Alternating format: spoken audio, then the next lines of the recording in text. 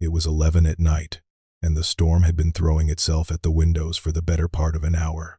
That was when I heard it, 3 soft knocks, the kind that's almost afraid of itself. I opened the door, and she was standing there in the low lamplight, a pillow hugged tight against her chest, one hand flat on the frame like she needed it to hold herself up. Her hair was down. Her eyes were doing something I didn't have a word for yet. And under the thunder, so quiet I almost missed it, she said, "Can I stay here with you tonight?" I didn't know yet everything that one question was carrying. My name is Desmond Wells. I'm 34 years old, and I've lived alone in the same narrow house in Savannah, Georgia for almost 3 years now. There's a live oak out front older than anyone on the street, and in the summer the whole block smells like cut grass and river water. I like it here. It's quiet in a way that took me a long time to earn. I used to be a firefighter, 9 years on the engine, and I was good at it, better than good, if I'm being honest with you, though that's not a thing I say out loud much anymore. There's a reason I left, and I'll get to it, but not yet. Some things you have to walk up to slowly or they knock you flat. For now, it's enough to say that one spring I turned in my gear, and I didn't look back, and I built a different kind of life out of the pieces that were left. These days I fix things people have given up on. Furniture, mostly. Chairs with a broken spindle. Tables somebody's grandmother scratched her whole life into. A dresser that came out of a flooded basement, smelling like mold and old rain. People drop them off like they're apologizing, and I take them into the garage and I make them whole again. Sanding, gluing, clamping, waiting. There's a patience to it that suits me. Nobody ever warns you that a house can go quiet the way a workshop never does. In the shop, there's always something humming. In the house, some nights, it was just me and the ceiling. That's really why I rented out the spare room. I told myself it was the money, and the money was fine. But the truth was closer to the bone than that. I wanted the sound of another person moving through the walls. I wanted a light on somewhere that I hadn't turned on myself. Her name was Cassidy Brenner. She answered the listing 4 months ago, on a gray Tuesday, and she stood on my porch with 2 suitcases and a handshake that was firmer than I expected. 32, she said. A nurse emergency room, over at the hospital on the east side.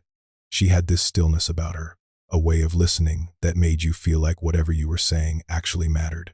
I liked her right away, and I was careful not to make too much of that, because a man living alone can talk himself into all kinds of things. She was easy to live with. She paid on the first, every first, and she kept to herself, and she never once left a dish in the sink overnight. What got me, what I noticed without letting myself notice, it was the porch light. On the nights I worked late in the garage, past midnight sometimes, she'd leave the porch light burning for me, even when her own window had gone dark hours before. I told myself that was just being polite. People are polite. It doesn't have to mean anything. She worked strange hours, the way nurses do, and I got used to the rhythm of her. The front door easing shut at odd times, the smell of coffee at 6 in the morning after a night shift, her keys landing in the little dish by the door. We'd pass each other in the kitchen half asleep and trade about 9 words. And somehow those 9 words got to be the part of the day I looked forward to most. Some mornings after a night shift, she'd leave half a pot of coffee warming on the burner for me, and I'd drink it standing at the counter and pretend I didn't know exactly whose hands had made it. One afternoon I carried a folded stack of clean towels up to her room while she was at work, just being neighborly, and I set them on the dresser, and I saw 2 things sitting there on the nightstand. One was a small square of something silver, folded down, tight and creased, soft at the edges, the kind of soft that only comes from years of a thing being unfolded and folded again. The other was a hospital bracelet, the plastic kind they cut off your wrist, gone yellow with age. I looked at them for a second too long. Then I told myself it was none of my business, and I went back downstairs, and I forgot about it. That's the part I keep going back to now, how easily I forgot about it. The thing about living beside someone is that you learn them in fragments, and the fragments don't announce themselves as important until much later. Those 4 months, we fell into small habits without ever deciding to. She'd come home wrung out from a bad shift, and I'd have made too much dinner on purpose, and I'd slide a plate across the counter like it was an accident, and she'd sit on the stool across from me and eat it slow and start to talk. She told me about the ER, the way some people talk about the ocean with respect and a little fear. and a love she couldn't quite explain. She told me about the ones she saved and the ones she couldn't, and she never dressed it up. I trusted that about her. She didn't perform her own goodness. She just did the work and came home tired. Some nights we'd end up on the back steps with the porch light off, watching heat lightning way out over the marsh, not saying much, and I'd think that I couldn't remember the last time quiet had felt like company instead of absence. I taught her, one Sunday, how to steam bend a slat of oak for a rocking chair I was rebuilding. She was better with her hands than she let on. She held the clamp steady while I set the glue, our shoulders almost touching, and neither of us moved for a beat longer than the job required, and both of us pretended not to notice. I started telling her things too. Not the big thing, not yet, but I told her, one night, about Reggie, my partner on the engine, the closest thing to a brother I ever had. I told her he had a laugh that filled a whole firehouse, and that he could eat an entire pizza and still be hungry. I didn't tell her how I lost him. I got right up to the edge of it, and I stepped back, and she let me. That was the first time I understood she knew how to sit with a silence instead of rushing in to fill it. Most people can't do that. She could, but there were things about her that didn't add up, and looking back now I can see them lined up in a row like they were waiting for me. A fire truck went by one evening, siren going, and she flinched, not a small flinch, a full-body one, her hand going flat to her chest like she was holding something in. I asked if she was all right and she laughed it off and said she'd never liked the sound, and I let it go. Another time I was cursing at a stuck flue on the wood stove and she said, without even looking up, that I should crack the door first to draw the air or I'd get a backdraft. She said the word backdraft the way people say a word they've had a reason to learn. I looked at her. She just kept reading. A nurse, I thought. They pick up all kinds of things, and I let it go. There were other things. She knew, somehow, that you check a door for heat with the back of your hand and not the palm. She knew what the Maltese cross meant on the patch of my old jacket hanging in the hall. Little pieces of a language she had no reason to speak. Every time, I found some ordinary reason for it, and every time, I let it go. And then there was the night that still lifts the hair on my arms when I think about it. I'd gotten too deep into the Reggie story by accident, further than I meant to, and my voice had gone rough. And I stopped, and I was just staring at the table, and she reached over and put her hand near mine, not on it, just near it, and she said, very quietly, "You're not alone." She didn't say it like comfort. That's the thing. She said it like she was repeating something, like the words already belonged to her, and she was handing them back to me. I felt the hair stand up on my arms, and I couldn't have told you why. Not for the life of me. I just felt, for one strange second, like I'd heard my own voice come out of her mouth. Then the moment passed, and the kettle clicked off, and I let it go. I was always letting it go. That brings me back to the night I opened with the 3 soft knocks, the pillow held to her chest, the question I had no answer for. The first real storm of the season had come in fast the way they do down here, thunder walking the sky, rain like handfuls of gravel on the glass, and it had put her somewhere far from my hallway. I stepped back and let her in. She didn't want the bed, and I didn't push. She sat on the edge of it with the pillow in her lap, and I took the chair and turned the lamp down low. I didn't ask what was wrong. I just stayed, and she stayed. We talked until the windows went gray, about nothing and everything, our voices low under the rain, and somewhere in there the line between the man who owned the house and the woman who rented the room quietly stopped meaning anything. Neither of us named it. We didn't have to. After that night, something in the house rearranged itself. She stopped closing her door all the way. I stopped pretending the porch light didn't matter. We started ending our days in the same room, without planning to her on the far end of the couch with a book she wasn't reading. Me pretending the ball game was the reason I was still up. We were housemates on paper, and something with no name in every other way. And both of us were careful with it, the way you're careful carrying a full cup across a dark room. The thread I finally almost pulled. I pulled by accident. It was a Saturday. She was on shift, and she'd asked me weeks before to fix a sagging shelf in her room, and I finally had a free afternoon. So I let myself in with my tools. I was reaching to level the bracket, and I bumped a stack of books off the top, and they went down hard, and one of them fell open, and 2 things slid out onto the floor. One was that little silver square I'd seen months before. Up close now I could see what it was: an emergency blanket, the mylar kind. Folded and refolded so many times the creases had gone white and furred. And the other was a piece of newspaper, cut clean with scissors and gone soft as cloth from handling. I picked it up before I could stop myself. It was old. The date at the top put it years back. And the headline was about a crash, a multi-car wreck on the interstate outside the city, on a night of heavy storms. One of those pileups that make the news for a week and then disappear. I stood there in the middle of her room with that scrap of paper in my hand, and something in my chest went tight and wrong. A pang I had no name for. Like my body recognized something my mind hadn't caught up to. I don't know how long I stood there. Long enough. And then the front door opened downstairs. Her shift had gotten cut short, and I heard her come up, and I turned around, still holding it. And I watched her face change. She crossed the room fast, and took the blanket and the clipping out of my hands.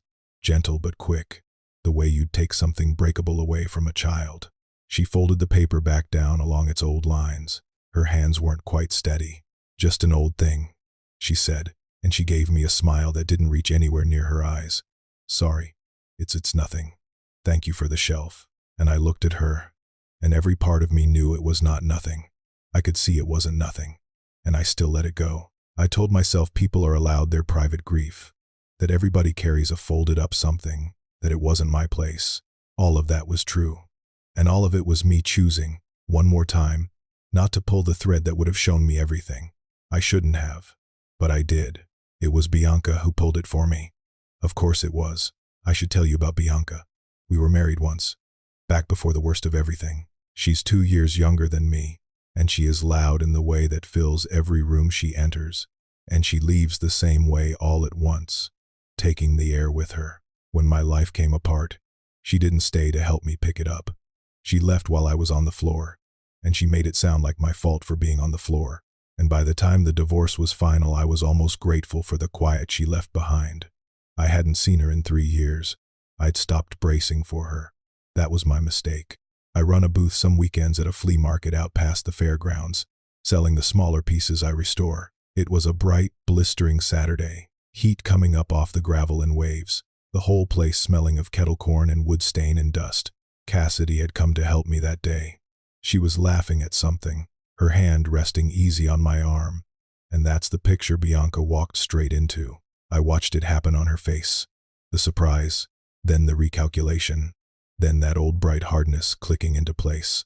She came over and was charming and awful all at once, and she looked Cassidy up and down like she was pricing her. And she said it was so nice to see me landing on my feet. And then she left, but she didn't really leave. I know Bianca. When something is mine, and I look happy holding it, she cannot rest until she's turned it over to find the crack. She'd always been able to find the one loose thread in a thing and pull it just to watch it come apart. And I could see her deciding, right there in the sun, that Cassidy was a thread worth pulling. I found out later how she did it. She went looking, and looking turned up Trent. Trent is Cassidy's older brother. I'd met him exactly once, and once had been enough. He had not liked me from the first handshake, and he hadn't bothered to hide the reason. Some men wrap it in politeness. Trent didn't, and when Bianca came sniffing around for something to use, she found a man already full of grievance and happy to spill it. He told her things. He told her that his sister had been fixated for years on some firefighter, a man she'd never even properly met, that she talked about him like a ghost she couldn't put down. He told her that Cassidy hadn't found my listing by accident at all, that she'd gone looking for it, that she'd chosen my house on purpose. He handed Bianca the truth, and Bianca sharpened it into a knife, and then she brought it to me. She came to the garage on a Wednesday evening, uninvited, while Cassidy was still at work. She leaned in my doorway with her arms crossed and that soft, patient smile she uses right before she says the cruelest thing she can think of. "She didn't find this room by accident, Des," she said. "You know that, right? She's been tracking you for years. Years. She keeps a blanket like a shrine. She moved in on you. She let it sit. That's not love, baby. That's a fixation. You always did have a soft spot for broken things, but you can't sand this one down. I want to tell you I laughed her off. I didn't. It landed exactly where she aimed it, in the oldest, rawest part of me, the part that had already lost too much, that had learned to expect the floor to open up. Because the thing about a lie that works is that it's built out of true boards. She had been keeping a blanket. She had come looking. I'd seen the newspaper with my own eyes. Bianca hadn't invented a single fact. She just poured poison over all of them and handed me the cup. I didn't sleep that night, or the next. I'd catch myself watching Cassidy across the kitchen and running Bianca's words underneath her like a current, the porch light. The too easy way she'd known things, the blanket she'd snatched back. I'd built my whole hard-won calm on being able to read a situation, and now I couldn't tell if I was seeing clearly or seeing what I'd been told to see. That's the cruelest part of what Bianca does. She doesn't just lie to you. She makes you doubt your own eyes. And then, before I'd even found my footing, the door I couldn't close swung open wider, because Trent showed up too. He came the next day, right to the house, right up onto my porch, and Cassidy was home this time, and it was ugly. He'd worked himself up. He said his sister had lost her mind. He said a lot of things, and then he said the thing underneath all the other things. He looked at me, standing on my own porch, and he asked me if I really thought this ended well. People like you, he said, and my sister. He didn't need to explain what he meant. It was all right there in how he said it. I could feel Cassidy behind me the whole time, very still in the doorway, and I hated that she had to hear her own brother say it out loud. Nobody should have to stand in a house they love and listen to someone they share blood with reduce it to a warning. I have been asked that question, in one form or another, my whole life. I've learned there's no answer that satisfies a man who's already decided. There's a particular tiredness that comes with it, a tiredness most people never have to know, and I'd learned a long time ago not to spend my dignity trying to argue a closed door into opening, so I didn't give him one. I stood on the porch I'd paid for with my own 2 hands, in the house I'd rebuilt out of my own worst year, and I held his stare and I said nothing at all. My silence said more than anything he'd come to say. He was the one who looked away first, but the damage was already done, and it wasn't Trent who'd done it. It was the seed Bianca had planted, and it was growing in me, and I hated that it was, and I couldn't stop it. A good lie doesn't ask you to believe something new. It just takes what you already fear and gives it a face. Cassidy came out onto the porch after her brother's truck was gone. She'd heard enough of it through the screen door, and I turned to her, and I didn't even mean to, but the question was already in my face. The blanket, the clipping, the years, the choosing. She saw all of it, and here's what undid me. She didn't deny any of it. She didn't say Bianca was lying, or that Trent was making it up. She just went very pale and very still, and she said, "Let me explain, please, but not like this." Not with her voice in the room, and God help me, in that moment, her not denying it felt exactly like a confession. I couldn't hear the difference. I stepped back from her, actually stepped back, put space between us on that porch, and I saw the exact moment she felt me do it. Something closed in her face, and the storm that had been so far off all week finally started to move in over the oaks. She told me everything that night, at the kitchen table, under the one small light over the stove, which was the only light that had ever seemed to hold us. She started with a date. A night years back, a night of storms, the interstate outside the city, slick and black and full of taillights. She was in the car. There was a crash, the pileup from the clipping, the one that had made the news. Her car went over and she was upside down and pinned and certain, absolutely certain, that she was going to die alone in the rain with the smell of gasoline in her throat. And then a firefighter got to her. He got down where she could see him and he told her to keep her eyes on him. He held her hand through the twisted metal and he didn't let go. Not while they cut her free. Not through any of it. He kept his voice level and he kept saying the same thing, over and over, like a rope she could climb. "You're not alone. I've got you. You're not alone." And when it was done and they were loading her up, he tucked an emergency blanket around her, and she held on to it like it was the hand itself. In all the noise and the lights, she never got his name. She spent years not knowing his name. "I became a nurse because of that night," she said. "Because of him. I wanted to be the thing he was, for somebody else. I kept the blanket. I know how that sounds. I kept it because on the nights I couldn't breathe, it was the only thing that made me feel like somebody had once decided I was worth staying for." She said in 2023 she saw a piece on the local news, a little feature, and there was his face, and there was his name. And she knew. She'd have known that face anywhere. And when a job opened here and she needed a place to live, and she found a listing with that same name on it, she did not tell herself it was a coincidence. I moved in because it was the one place in the world I already knew I'd be safe, she said. That's the whole crime, Desmond. That's the thing your ex-wife made sound like a horror story. I found the person who once told me I wasn't alone, and I didn't have the courage to say it to your face. Because who says a thing like that? Who knocks on a stranger's door and says, "You saved my life 6 years ago and I never stopped thinking about you." Then she reached into her cardigan and she set the little silver square on the table between us, and she unfolded it, slow, along its worn white creases. And there, in the corner, in faded ink gone almost to nothing, was a hand-lettered mark, Engine 3, and a date, October 12th, 2019. I stopped breathing, because I knew that engine. It was mine. And I knew that night, a night I had folded up and pushed to the back of a drawer in myself along with everything else from that year, because it came right before the worst of it, right before I lost Reggie, right before the whole world tipped. And it came back all at once, the way the smell of a place comes back, the rain, the overturned car, the girl. I'd promised she wasn't alone. I could see her face down in that wreck. I could feel her hand in mine. It had been her. All those months in my house, all those 9-word mornings, all those storms, it had been her the whole time. I looked up, and there she was across the table, older, whole, alive, a nurse now because of a promise I'd forgotten I made. And every ugly thing Bianca had poured over the truth just ran off it and was gone, because that's what the truth does. When you finally let it stand in the light, it doesn't need defending. It just needs to be seen. I'd spent so long believing I'd walked away from that whole year with nothing but loss. And here was proof that one good thing I'd done had grown quietly into a whole person, and then walked back to find me. "You told me to keep my eyes on you," she said, and her own eyes were wet now. I never stopped. For a long moment, I couldn't say anything at all. I needed the quiet, needed to sit in it, and let every piece settle into the place it had always belonged. And then it did.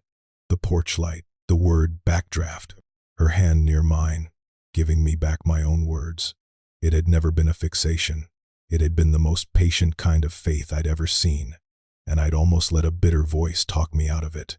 I made 3 decisions at that table, in about the space of a breath, and I've never once regretted any of them. The first was her. I reached across and took her hand the way I should have taken it days before, and I didn't let go. The second was Bianca. I called her the next morning and I told her, calm and final, that I saw exactly what she'd done.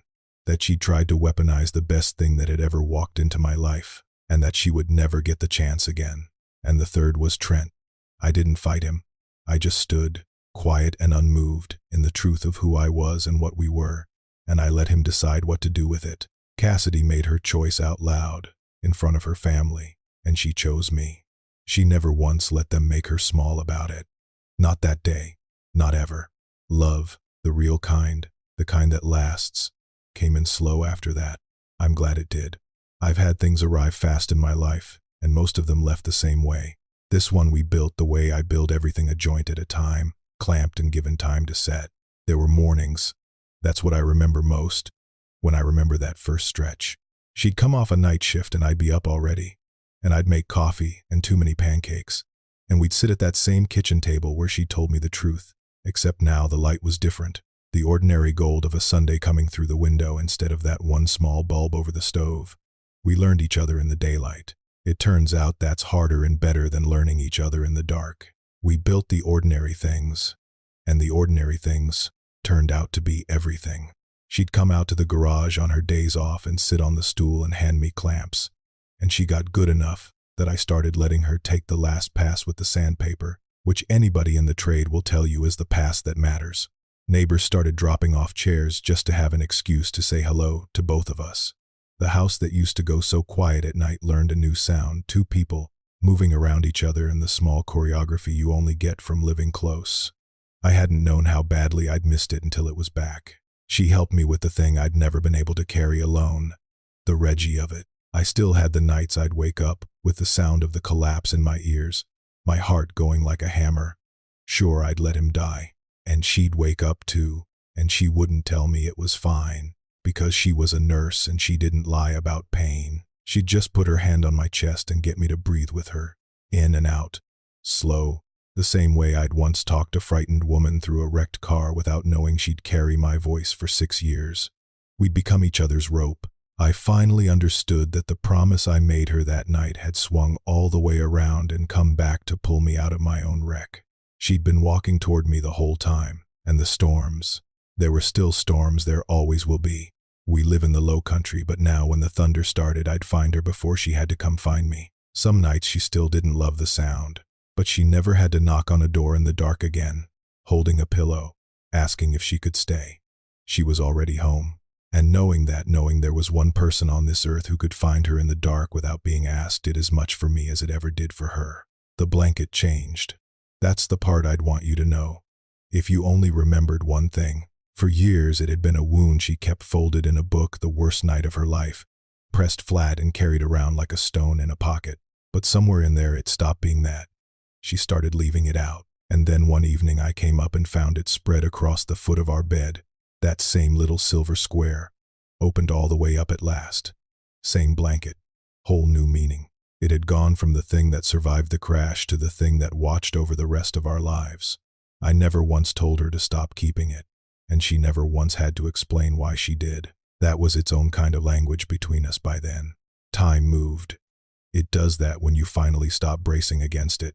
About 18 months on, in the spring, we got married in the backyard, under the big live oak, with the moss hanging down and about 50 people in folding chairs on the grass. Nothing fancy. She didn't want fancy, and neither did I. I'd spent the winter in the garage on a secret. I'd tracked down the wreck of that rocking chair I'd been rebuilding the year we met, the oak one, and I'd finished it right, and I gave it to her that morning before the ceremony.